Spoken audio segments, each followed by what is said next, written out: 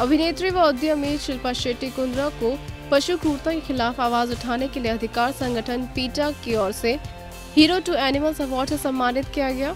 इस award show के दौरान पशुओं के खिलाफ कुछ क्रूर वीडियो को देखकर शिल्पा भावुक हो गई और रोने लगी। शिल्पा को जल्लीकट्टू पर प्रतिबंध लगाने के संबंध में याचिका पर हस्ताक्षर कर सरकार से आग्रह करने और एक आवारा बिल्ली को अपनाने के लिए यह पुरस्कार दिया गया। आपको बता दें कि शिल्पा ने अपनी छोटी बहन शमिता शेट्टी को अपना पुरस्कार समर्पित किया। So I support PETA wholeheartedly in all their endeavors. I'm not as great as you guys. I really am not a hero. I'm just human, and I'm going to try my best to do whatever I can in this lifetime to do the better good for all beings, not just human beings. So I'm going to try and strive to do that.